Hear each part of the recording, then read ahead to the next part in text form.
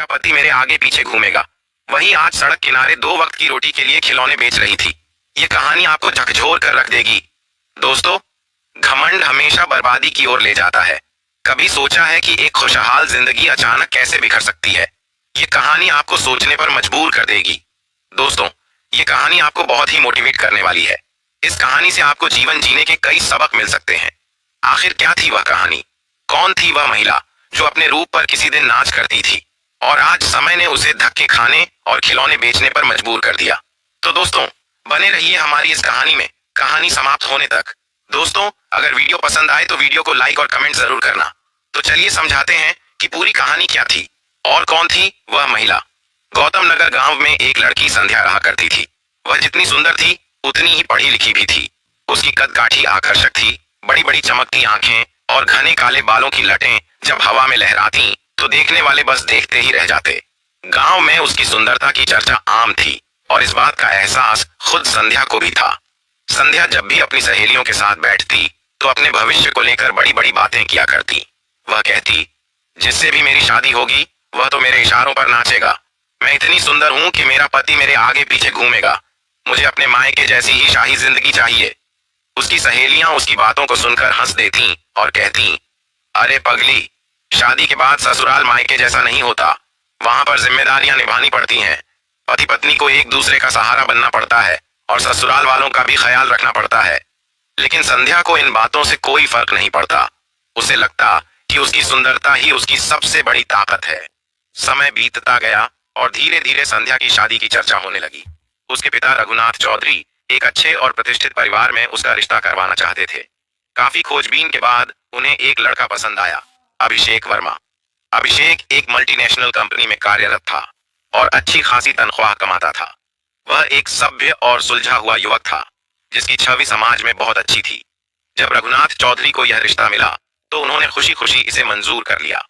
कुछ ही दिनों में धूमधाम से संध्या और अभिषेक की शादी हो गई। शादी के दिन संध्या किसी अप्सरा से कम नहीं लग रही थी। उसका श्रृंगार ऐसा था कि हर कोई बस उसे ही देखता रह गया। खुद संध्या भी अपने सौंदर्य को देखकर मन ही मन खुश थी। अभिषेक उसे ब्याह कर अपने घर ले आया। ससुराल में दुल्हन के स्वागत की पूरी तैयारियां की गईं। पूरे घर को फूलों से सजाया गया था और नई बहू के आगमन की खुशी में सभी बड़े उत्साहित थे। लेकिन संध्या के मन में अब भी एक अलग ही सोच चल रही थी। उसे लग रहा था कि अब वह इस घर की रानी बन चुकी है और हर कोई उसकी सेवा करेगा। शादी के शुरुआती दिन प्रेम और मिठास से भरे हुए थे। अभिषेक एक समझदार व्यक्ति था जो अपनी पत्नी को खुश रखना चाहता था। लेकिन धीरे धीरे संध्या का असली स्वभाव सामने आने लगा। वह छोटी छोटी बातों पर पति से झगड़ने लगी। अगर अभिषेक किसी काम के लिए उसे कहता तो वह कहती, मुझे यह सब काम करने की आदत नहीं है। मुझे तो हमेशा आरामदायक जीवन मिला है। अभिषेक पहले पहल उसे प्यार से समझाने की कोशिश करता, लेकिन जब उसने देखा कि संध्या को अपने घमंड से फुर्सत नहीं है तो उसने सोचा कि अभी नई नई शादी हुई है, धीरे धीरे सब ठीक हो जाएगा। वह उसकी छोटी छोटी गलतियों को नजरअंदाज करने लगा। संध्या को लगा कि यह सब उसकी सुंदरता की वजह से हो रहा है। उसे विश्वास हो गया कि उसका पति उसकी हर गलती को माफ कर देगा क्योंकि वह बेहद खूबसूरत है। अभिषेक के घर में उसकी एक छोटी बहन प्रिया भी थी जो बचपन से ही बीमार रहती थी। घर में गंगा देवी अभिषेक की मां थी जो बहुत ही संस्कारी और सहनशील महिला थी। उन्होंने 2 गायें भी पाल रखी थीं क्योंकि उनका मानना था कि घर का दूध ही सबसे शुद्ध और स्वास्थ्यवर्धक होता है। गंगा देवी अकेले ही अपनी बीमार बेटी की देखभाल करती थीं और साथ ही इन मवेशियों की सेवा भी करती थीं। वह दिन रात घर के कामों में लगी रहती। उन्हें उम्मीद थी कि नई बहू संध्या आकर उनका हाथ बटाएगी, लेकिन संध्या को इन सब से कोई मतलब नहीं था। वह दिन भर सजने संवरने और अपनी सहेलियों से फोन पर बातें करने में लगी रहती। जब कभी सास गंगा देवी उसे कोई काम करने को कहती तो वह बहाने बनाने लगती। मुझे घर के काम करने की आदत नहीं है, मैं तो बचपन से नौकरों के बीच रही हूँ। अभिषेक को यह सब देखकर बुरा लगता, लेकिन वह अभी भी उम्मीद कर रहा था कि धीरे धीरे सब ठीक हो जाएगा। उसे लगता था कि शादी के शुरुआती दिन में नई बहू को समय देना चाहिए। लेकिन संध्या अपने घमंड में चूर थी। उसे लगता था कि उसका पति उसे हाथों हाथ उठाए रखेगा और ससुराल में कोई भी उससे किसी काम की उम्मीद नहीं करेगा। वह सोचती, अगर मैं इतनी सुंदर हूं तो मेरे लिए चीजें अपने आप आसान होनी चाहिए। पर वह यह भूल गई थी कि खूबसूरती से घर नहीं चलता, रिश्ते आपसी समझ और सहयोग से चलते हैं। अभिषेक शादी के बाद अपने परिवार की जिम्मेदारियों को पूरी ईमानदारी से निभा रहा था। वह एक मल्टीनेशनल कंपनी में काम करता था और उसकी अच्छी खासी कमाई थी। घर में उसकी माँ गंगा देवी, बीमार बहन प्रिया और पत्नी संध्या थीं। शादी को 6 महीने बीत चुके थे, लेकिन इन 6 महीनों में भी संध्या के व्यवहार में कोई बदलाव नहीं आया था। वह घर के कामों में हाथ नहीं बटाती, सिर्फ जैसे तैसे खाना बना देती और बाकी समय अपने आप में व्यस्त रहती। न सास की सेहत की परवाह करती, न ही छोटी बहन की तबीयत का ध्यान रखती। एक दिन अभिषेक को कंपनी की तरफ से खबर मिली कि उसे 2 महीने के लिए विदेश जाना होगा। यह एक बड़ा मौका था जो उसकी प्रोफेशनल ग्रोथ के लिए बेहद जरूरी था। जब उसने संध्या को इस बारे में बताया तो वह एकदम चौंक गई। उसने तुरंत कहा, अगर तुम विदेश जा रहे हो तो मैं भी तुम्हारे साथ चलूंगी। अभिषेक ने उसे प्यार से समझाने की कोशिश की। देखो संध्या, यह कंपनी का प्रोजेक्ट है और उनकी पॉलिसी के तहत परिवार को साथ ले जाने की अनुमति नहीं है। मुझे अकेले ही जाना होगा। लेकिन संध्या को यह मंजूर नहीं था। वह बार बार जिद करने लगी, अगर तुम मुझे साथ नहीं ले जाओगे तो मैं मायके चली जाऊंगी। जब तुम लौटोगे तभी मैं भी वापस आऊंगी। अभिषेक ने पहले तो कुछ सोचा, फिर हल्की सी मुस्कान के साथ बोला, ठीक है, अगर तुम्हें ऐसा ही करना है तो कर लो, लेकिन माँ और प्रिया को तुम्हारी जरूरत होगी। यहाँ घर में ढेर सारा काम है, तुम उनका साथ दे सकती हो। लेकिन संध्या को घर की जिम्मेदारी से कोई लेना देना नहीं था। वह केवल अपनी जिद पर अड़ी रही। गंगा देवी ने भी उसे समझाने की कोशिश की, बेटी, तुम्हारे पति की गैर मौजूदगी में तुम्हें इस घर की जिम्मेदारी निभानी चाहिए। मैं बूढ़ी हो चुकी हूँ और प्रिया भी बीमार रहती है। अगर तुम यहाँ रहोगी तो मुझे सहारा मिलेगा। लेकिन संध्या ने एक भी बात नहीं सुनी। उसे सिर्फ अपनी जिद पूरी करनी थी। आखिरकार अभिषेक ने भी हार मान ली और कहा, अगर तुम्हें मायके जाना है तो जाओ, लेकिन मैं उम्मीद करता हूँ कि तुम समय आने पर अपने कर्तव्यों को समझोगी। इसके बाद संध्या अपने मायके गौतम नगर लौट गई। वहां पर वह पहले की ही तरह आराम से रहने लगी, बिना किसी चिंता के। अभिषेक ने अपनी फ्लाइट पकड़ी और विदेश चला गया। वह वहां अपने काम में व्यस्त हो गया। विदेश में अभिषेक का समय अच्छे से कट रहा था। वह लगातार काम में डूबा हुआ था। लेकिन एक दिन अचानक उसका फोन बजा। जब उसने फोन उठाया तो दूसरी तरफ गंगा देवी थी। बेटा, इतना कहते ही गंगा देवी फूट फूट कर रोने लगी। अभिषेक का दिल धक से रह गया। माँ, आप रो क्यों रही हैं? सब ठीक तो है? गंगा देवी ने रोते हुए कहा, बेटा, मैंने तेरी शादी इसलिए की थी कि बुढ़ापे में मुझे सहारा मिले, लेकिन तेरी पत्नी तो मायके में ही जाकर बैठ गई। वह यहाँ लौटने का नाम तक नहीं ले रही है। घर में बीमार बहन है, 2 मवेशी हैं और सारा काम अकेले करना पड़ रहा है। मैं अब बहुत थक चुकी हूँ। अभिषेक का मन भारी हो गया। वह जानता था कि संध्या जिद्दी थी, लेकिन उसने कभी यह नहीं सोचा था कि वह इतनी बेपरवाह हो सकती है। माँ, आप चिंता मत करो, मैं अभी उससे बात करता हूँ। दोस्तों, माँ की बातों ने उसके दिल को झकझोर कर रख दिया था। उसने तय किया कि अब और इंतजार नहीं करेगा। उसी वक्त उसने फोन उठाया और संध्या का नंबर मिलाया। फोन की घंटी बजती रही। कुछ सेकंड बाद संध्या की आवाज आई, हाँ कहो, कैसे याद आ गई मेरी? अभिषेक ने संयमित स्वर में कहा, संध्या, माँ की तबीयत ठीक नहीं है और घर का सारा काम उन पर आ गया है। प्रिया भी बीमार है, ऊपर से मवेशियों की देखभाल का भी सारा बोझ उन्हीं पर पड़ रहा है। तुम्हें वापस आ जाना चाहिए। लेकिन संध्या के स्वर में कोई चिंता नहीं थी। उसने उल्टा नाराजगी जताते हुए कहा, मैंने पहले ही कहा था कि जब तुम वापस आओगे तभी मैं लौटूंगी। अभी तो 2 महीने भी पूरे नहीं हुए, फिर इतनी जल्दी क्यों बुला रहे हो? अभिषेक को उसके इस लापरवाह जवाब पर गुस्सा आ गया। उसने कड़ाई से कहा, यह कोई बहाना नहीं है संध्या। शादी के बाद पत्नी का कर्तव्य होता है कि वह अपने परिवार का ध्यान रखे। अगर मेरी गैर मौजूदगी में तुम घर की जिम्मेदारी नहीं संभाल सकती तो फिर यह रिश्ता किस काम का? लेकिन संध्या को ये बातें सुनने की आदत नहीं थी। वह हमेशा से यही मानती आई थी कि उसका पति उसकी सुंदरता से इतना प्रभावित रहेगा कि वह कभी उससे सवाल नहीं करेगा।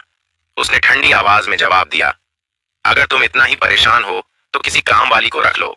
वैसे भी मैं वहां कोई नौकरानी नहीं हूं जो घर के सारे काम करूं।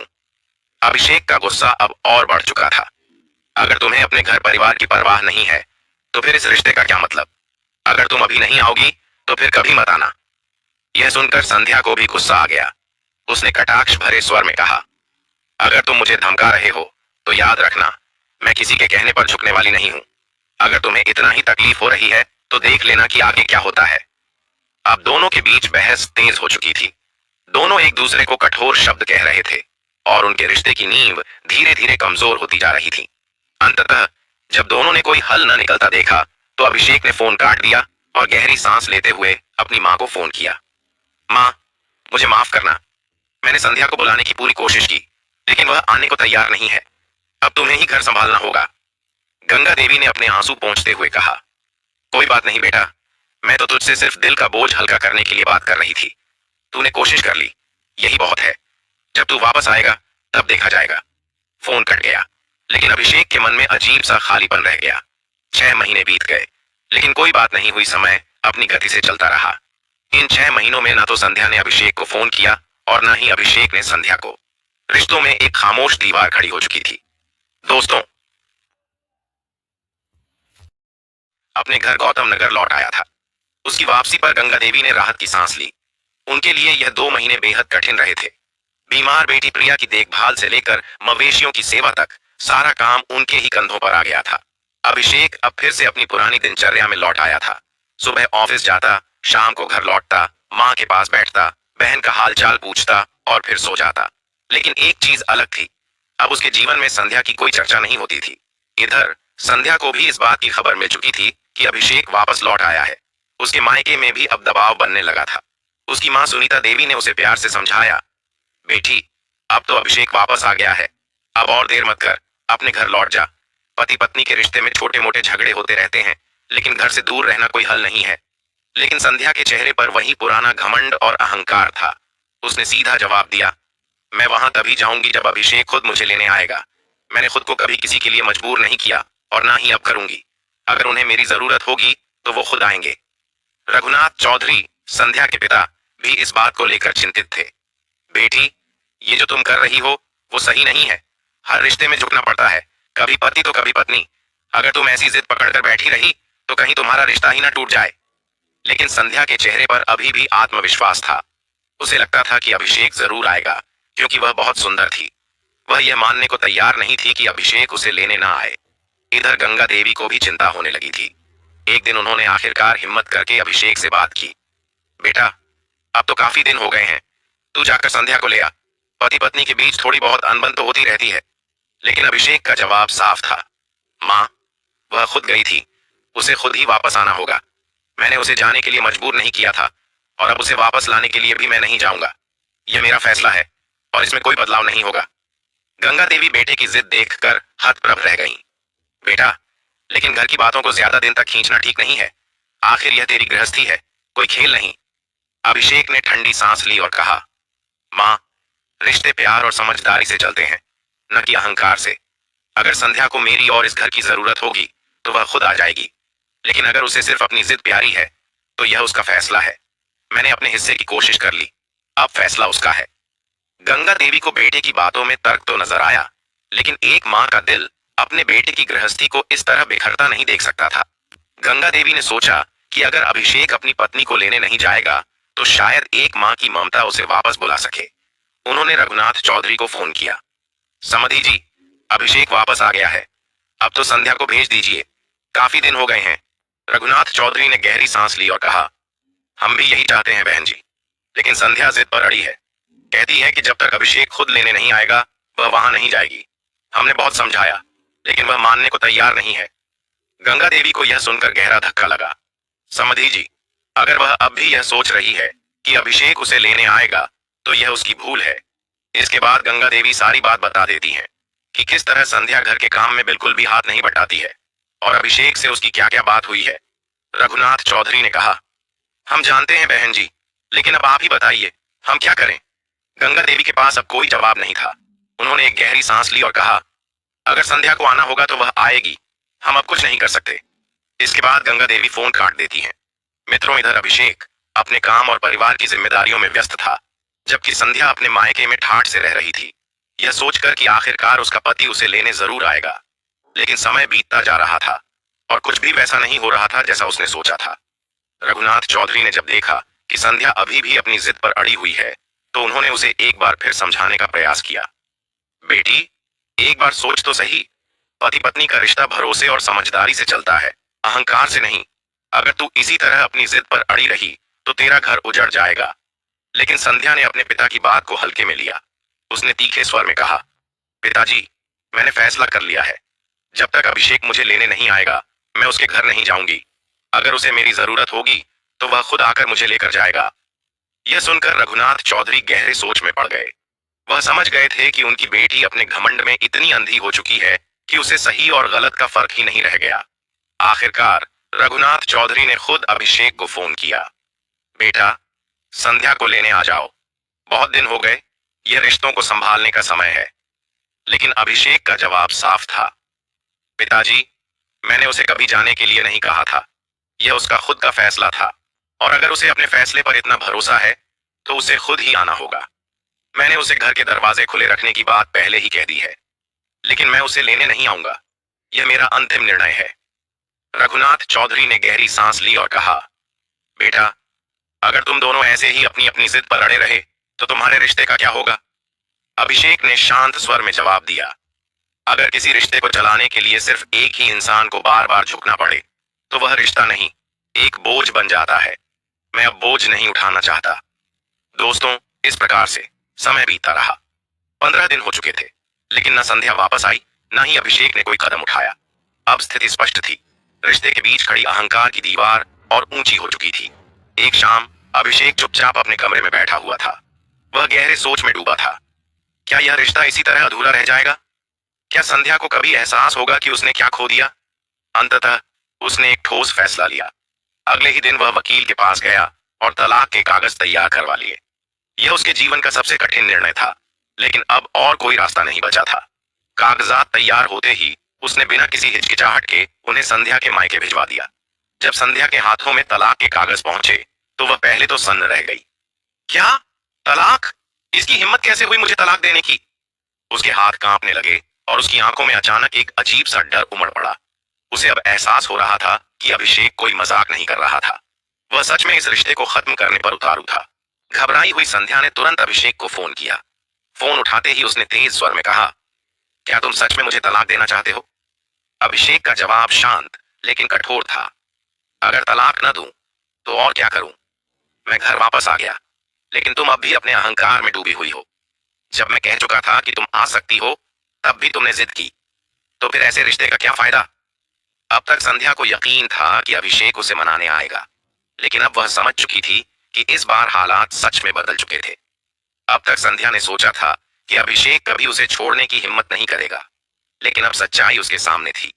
वह सोच में पड़ गई। क्या उसने गलत फैसला कर लिया? पर अब बहुत देर हो चुकी थी।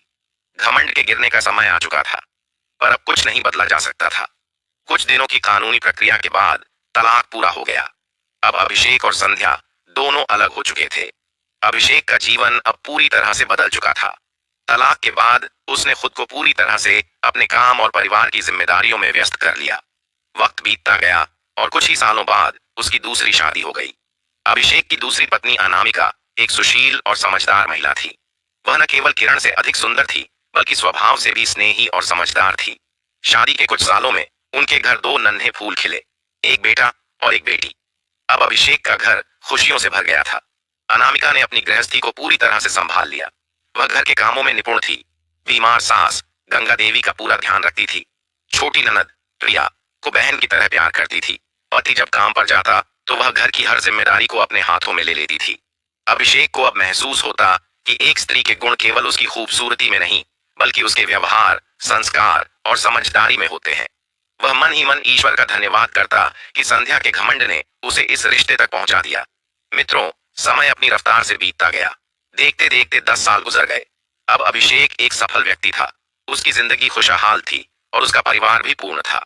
एक दिन अभिषेक को अपने पुराने मित्र की शादी का निमंत्रण मिला। अनामिका ने बच्चों को तैयार किया और पूरा परिवार शादी में शामिल होने के लिए निकल पड़ा। शादी में हंसी खुशी का माहौल था। पुराने दोस्त मिले, बातें हुई और अभिषेक ने अपने अतीत को पूरी तरह भुला दिया था। लेकिन शायद समय की योजना कुछ और थी। शादी के बाद जब वे रात में घर लौट रहे थे तो अचानक उनकी गाड़ी एक ट्रैफिक सिग्नल पर आकर रुक गई। बच्चे बाहर देखने लगे और तभी उनकी नजरें सड़क किनारे खिलौने बेचने वाली एक महिला पर पड़ी। बेटे ने उत्सुकता से कहा, माँ, देखो कितने सुंदर खिलौने हैं, हमें भी चाहिए। पहले तो अनामिका ने मना किया, लेकिन जब बच्चों ने बार बार जिद की तो उसने गाड़ी की खिड़की का कांच नीचे किया और महिला को पास बुलाया। खिलौने वाली महिला ने कुछ खिलौने आगे बढ़ाए और अनामिका ने 2 खिलौने चुन लिए। अब मोल भाव शुरू हुआ। महिला ने खिलौनों की कीमत 120 रुपए बताई, लेकिन अनामिका ने कहा, नहीं, इतने महंगे क्यों, 100 में दे दो। महिला थोड़ी हिचकिचाई और सोचने लगी। इसी बीच अभिषेक की नजर पत्नी और उस महिला की बातचीत पर पड़ी।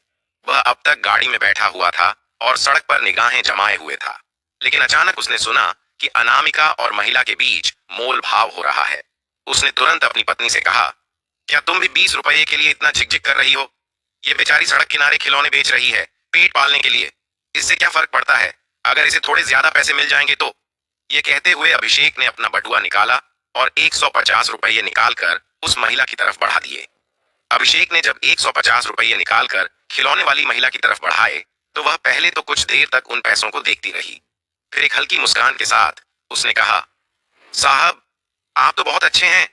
उसकी आवाज में कृतज्ञता थी और चेहरे पर राहत की झलक। लेकिन जैसे ही उसने पैसे लेने के लिए सिर झुकाया, उसकी नजर सामने बैठे अभिषेक से टकरा गई। एक पल के लिए समय जैसे थम सा गया। अभिषेक भी अब तक बस यूं ही खिड़की से बाहर देख रहा था, लेकिन जैसे ही उसकी नजर उस महिला के चेहरे पर पड़ी, उसके अंदर कुछ चटक गया। उसके हाथ स्टीयरिंग पर जकड़ गए और सांसें अचानक तेज हो गईं। यह तो संध्या। वही बड़ी बड़ी आंखें, वही नाक नक्श, लेकिन अब उन आंखों में खोखलापन था। चेहरे पर उम्र का असर साफ दिख रहा था और मुस्कान की जगह एक अजीब सी मायूसी थी। उधर संध्या का भी यही हाल था। जो अब तक हंसते हुए बात कर रही थी, अचानक एकदम से चुप हो गई। उसके चेहरे से सारी चमक मिट गई, हाथ हल्के से कांपने लगे और उसकी आंखों में जैसे बीते हुए समय की परछाइयां दौड़ने लगीं। दोनों के बीच कुछ भी नहीं कहा गया, लेकिन उनकी आंखों ने एक दूसरे से हजारों सवाल पूछ लिए थे। लेकिन ना तो अभिषेक कुछ बोल पाया, ना ही संध्या। संध्या ने कांपते हुए हाथों से पैसे उठाए और बिना कुछ कहे तेजी से वहां से चल पड़ी। उसके कंधे झुके हुए थे और चाल में एक अनकहा दर्द था। अभिषेक की नजरें तब तक उसे देखती रहीं जब तक वह सिग्नल के पास भीड़ में गायब नहीं हो गई। अनामिका, जो अब तक इस पूरे वाकये को ध्यान से देख रही थी, उसने महसूस किया कि अभिषेक अचानक असामान्य सा हो गया था। उसकी आंखों में हल्की नमी थी और वह गहरी सोच में डूब चुका था। गाड़ी चल पड़ी, लेकिन उसकी आंखों के सामने अब भी संध्या का चेहरा घूम रहा था। आखिर ऐसा क्या हुआ जो वह इस हाल में पहुंच गई? कुछ मिनटों की खामोशी के बाद अनामिका ने धीरे से पूछा, अभिषेक, तुम इस महिला को जानते थे? अभिषेक ने गहरी सांस ली और कहा, हाँ, जानता था। ये मेरी पहली पत्नी संध्या थी।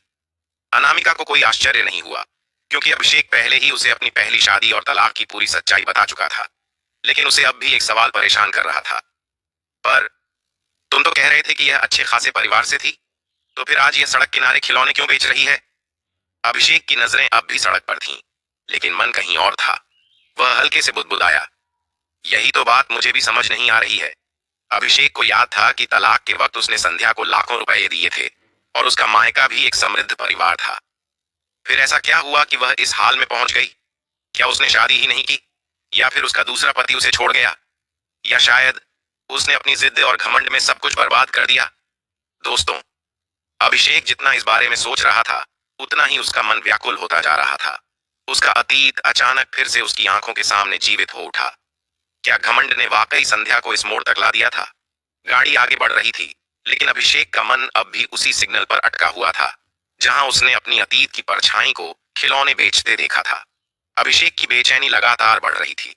संध्या को उस हालत में देखने के बाद उसका मन बार बार यही सवाल कर रहा था, आखिर ऐसा क्या हुआ जो एक समय घमंड में चूर यह स्त्री आज सड़क किनारे खिलौने बेचने को मजबूर हो गई? लेकिन इसका जवाब उसे जल्द ही मिलने वाला था।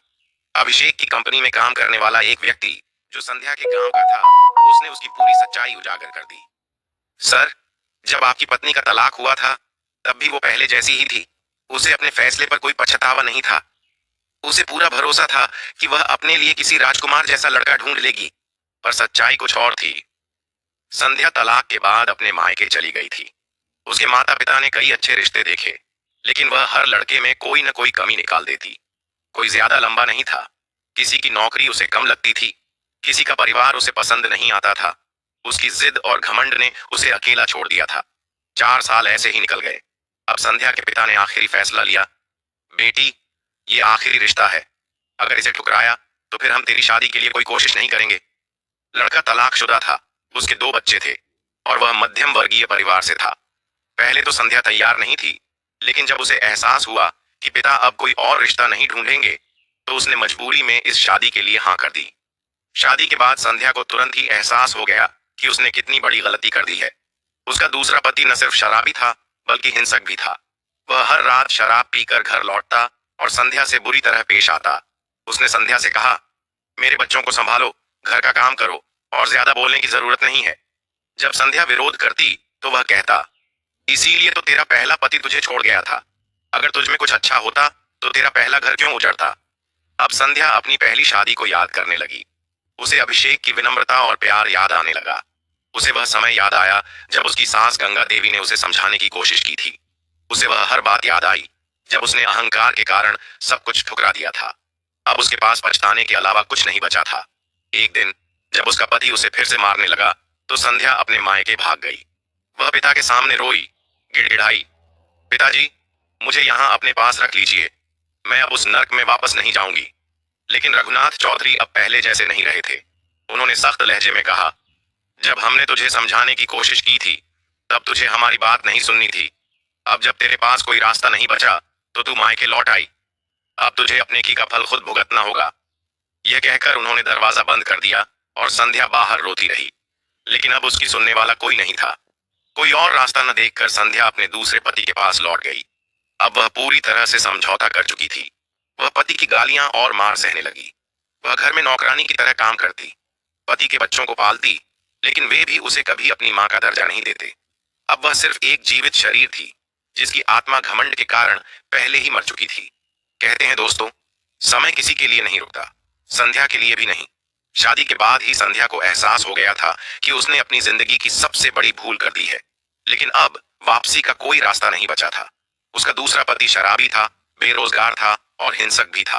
वह हर रात शराब के नशे में धुत होकर घर आता और संध्या को ताने देता, तू अगर इतनी महान होती तो तेरा पहला पति तुझे क्यों छोड़ देता। तेरी खूबसूरती का घमंड तो बहुत था ना। अब देख मेरे साथ कैसी जिंदगी जी रही है। दोस्तों, धीरे धीरे पति ने कमाना भी बंद कर दिया। अब संध्या के कंधों पर सिर्फ घर और बच्चों की जिम्मेदारी ही नहीं थी बल्कि रोजी रोटी की भी जिम्मेदारी आ गई थी। उसने कुछ घरों में झाड़ू पोछे का काम करने की कोशिश की, लेकिन वहां उसे लोगों की बुरी नजरों का सामना करना पड़ा। किसी ने छेड़ने की कोशिश की, किसी ने अश्लील बातें की, किसी ने छल से उसका फायदा उठाने की कोशिश की। संध्या ने घबराकर वह काम छोड़ दिया। अब उसके पास कोई और विकल्प नहीं था। आखिरकार उसने खिलौने बेचने का काम चुना। यह काम सुरक्षित था। ट्रैफिक सिग्नल पर लोग आते जाते रहते थे तो कोई उसकी मजबूरी का फायदा नहीं उठा सकता था।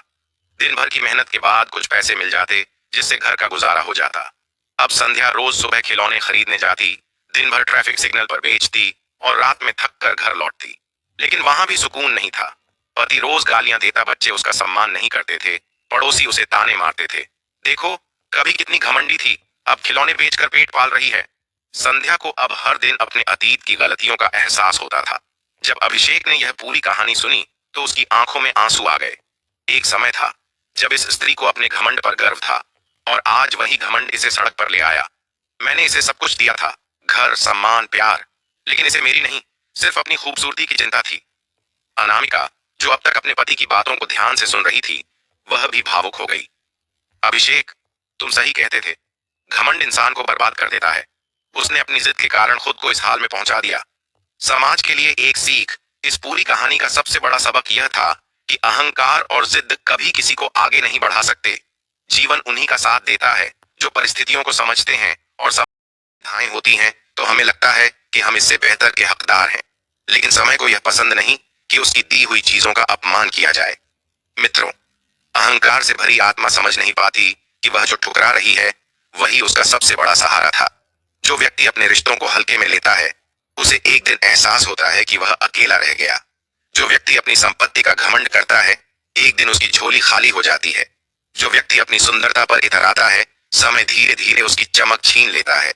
दोस्तों, अगर हमने उसकी कदर नहीं की तो वह धीरे धीरे हमसे दूर चला जाता है और जब हमें अपनी गलती का एहसास होता है तब तक बहुत देर हो चुकी होती है। प्राप्त का सम्मान करो, इच्छाओं का दास मत बनो। जो कुछ हमारे पास है वह हमारे जीवन की सबसे बड़ी पूंजी है। रिश्ते जो हमें संबल देते हैं, संस्कार जो हमें मानव बनाते हैं, प्रेम जो हमें पूर्णता देता है, घर जो हमें सुरक्षा देता है। लेकिन हम इनकी कीमत तब समझते हैं जब ये हमारे पास नहीं रहते। तुम्हारे पास जो है अगर तुम उसका सम्मान नहीं करोगे तो जीवन उसे तुमसे छीन लेगा और फिर तुम्हें वही चीज मांगने पर भी नहीं मिलेगी। दोस्तों, क्या आप समझने के लिए तैयार हो? अगर हाँ, तो अपने जीवन को देखो और जो मिला है उसकी कद्र करो, वरना समय तुम्हें एक दिन ऐसा सबक सिखाएगा कि तुम्हारी आंखों में सिर्फ पछतावे के आंसू होंगे, लेकिन वह सब कुछ लौट कर नहीं आएगा जिसे तुमने खुद गंवाया था। दोस्तों, अगर इस कहानी ने आपके दिल को छुआ हो तो वीडियो को लाइक करें, अपने विचार कमेंट में लिखें, सब चैनल को सब्सक्राइब कर लें। तो चलिए, मिलते हैं आपसे अगली कहानी में। तब तक दीजिए इजाजत और रहिए खुशहाल अपनी जिंदगी में। आप सभी को हमारी तरफ से बहुत